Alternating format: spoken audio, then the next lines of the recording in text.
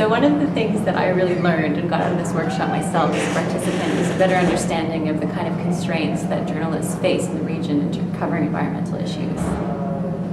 I think it's a very good opportunity to break down again what REDD means, because I've been writing about REDD for the past 2 years, and there are a lot of good tips for myself, because I've found some new leads, some new angles on the workshop, mostly about what does Indonesia wanted to gain from REDD, and it's not all about the money, but hopefully I can write about the local people's stories, what they think about REDD, and also about the indigenous people, because it is recorded. Indonesia has the largest indigenous people population. We have like 20 million, and then but their rights are not secured yet and not acknowledged by the government. So that would be a very good stepping stone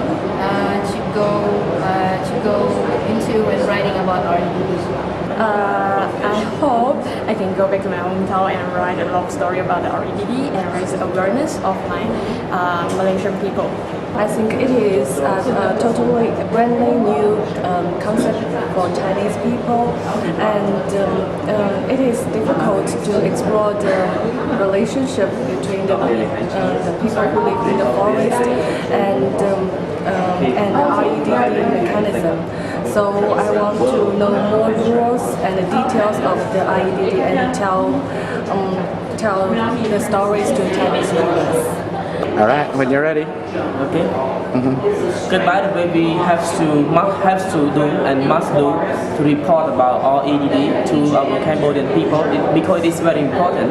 As we are in poor country, we have to do more about something to make the poor people know what is the most important REDD among their daily life in the present time, and also in the future. For the REDD in Laos, we don't know much about REDD, but for officials who respond for the REDD, they know well about this. And media also don't know. Media even in my office, only me who know, and one of my colleagues know about REDD, but not much to understand one of the REDD mean. And for me, I want to cover the REDD, but it will be imbalanced, because only that official, he's from the Department of Forestry. He's the director of the department. It's only him to give you information. So you can get, if you cover, you can get the information only from him. But I cannot ask more information from another official or another people, because it's still new in Laos. But back at home, there's no discussion on what REDD is, or what benefits will come from REDD. This workshop has it's given me a lot of information, and how should I put it? It's given me a lot of background information. Now I'm equipped to go back and to talk to my government to tell them, why are we not discussing this?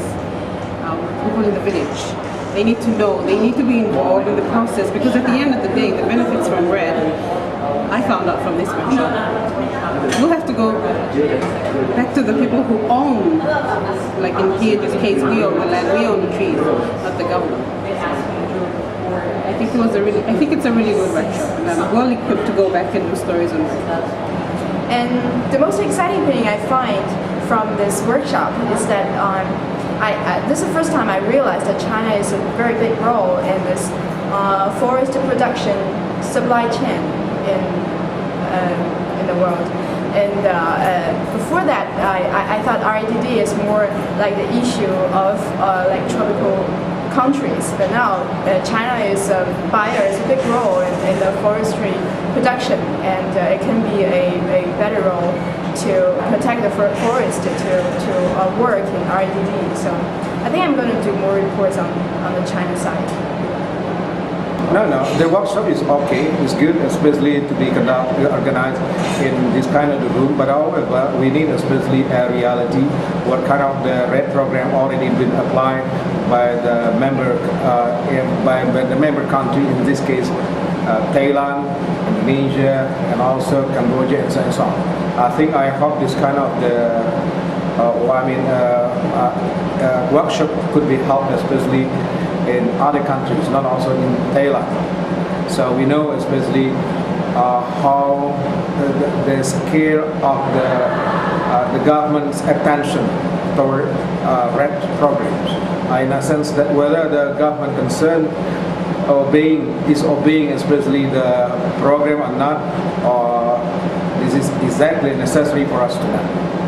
So the other thing I was saying as an example of what I think one of the sort of successes of these last 2 days is, we brought a group of journalists here to discuss REDD Plus, and forest management, forest governance issues, and to try to think about how they could tell that story in their country in a way that appeals to their audience.